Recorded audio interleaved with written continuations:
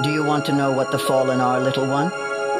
In a sense, they are angels, but not the angels your mom imagines she prays to.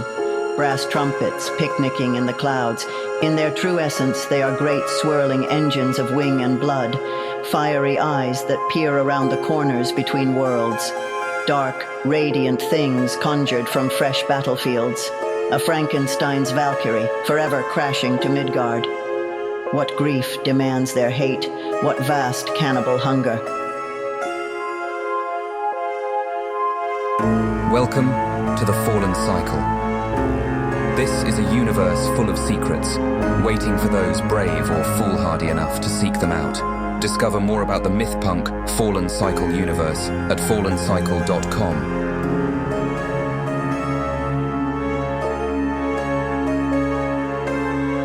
This is James Curcio with some brief announcements. Season 2 will start in a week. We'll be continuing the story of Aita and her grandmother from Tales from When I Had a Face.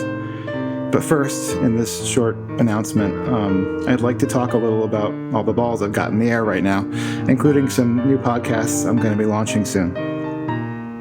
First, we have completed the black and white edition of Tales from When I Had a Face, which is now available on Amazon.com for just $20. These remain fully illustrated, and much as I was initially resistant to losing all the work put into coloring the limited editions, it translates better than I had initially imagined. For less than a third of the cost, it'd be at full color. There's still a handful of full color limited edition hardbacks, which can be acquired directly from me or at select cons in the future. I'm excited to finally have this book more widely available, and I hope this will lead to more of you entering the world of the Fallen Cycle and sticking around to discover how much more we have in store for you. The next bit of news is about modern mythology. I'll spare those of you who don't remember it, the 20-year or so history of this project, and the website modernmythology.net. Other than to say that it began as my personal blog and grew into several incarnations of group publications, which at some points in time had a fairly sizable following. Those days have come and gone, and it's become apparent that it's time to rethink what I want to do with it, and to reform it more in line with where my energies are now going. I'm in the early process of completely revamping the site, with a new focus on RPGs and the myth-making we do around the table. And we'll be running a flagship podcast that focuses on these subjects under the same name.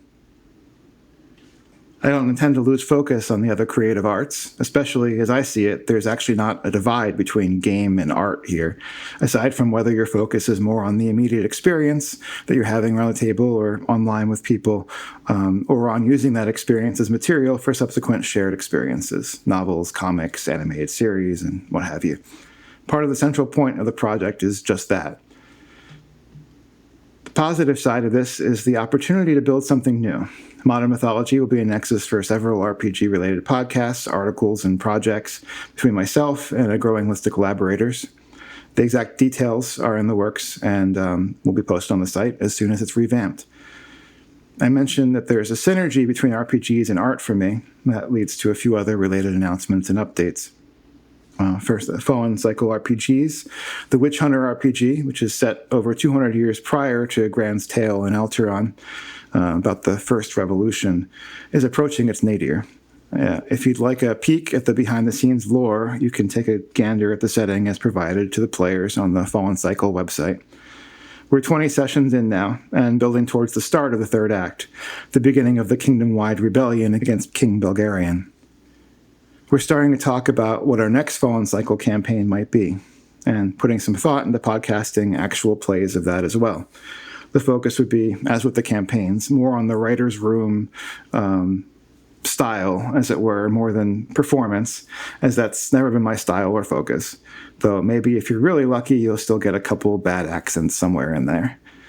Let's see, what else? Tomorrow's Forgotten Relics, Lost in Myth.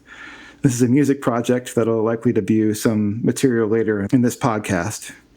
So some of you may recall that back in 2022, I released a demo EP showcasing some new musical ideas after a pretty long hiatus from recording music.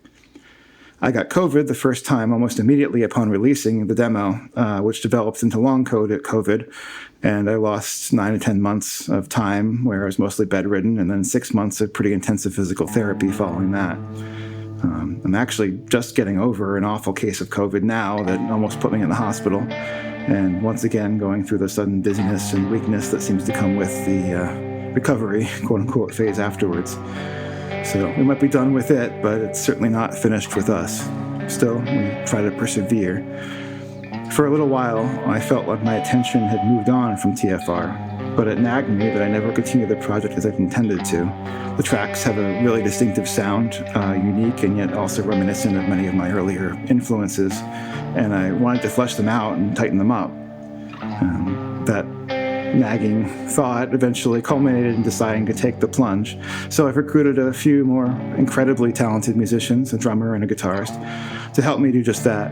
I will likely debut a few of those tracks in progress on the Fallen Cycle Mythos down the line, possibly when we do party at the World's End. That seems to be when it's most fitting. And I'll probably pump some money and energy into mastering and promotion for the EP after that. Although I've been part of the creative team for a number of music videos in the past, I've never been able to work on my own, so that's one on the bucket list. Hopes for the project, if I can get there. I have a hankering to do something more electronic after TFR, Lost in Myth, but the sound for this project, and likely anything else that releases TFR, will be more analog, even if many of the tools being used these days are still digital. All right, that's all the announcements I have for now. I hope you're as excited for the second season as I am. Stay tuned, it's coming soon.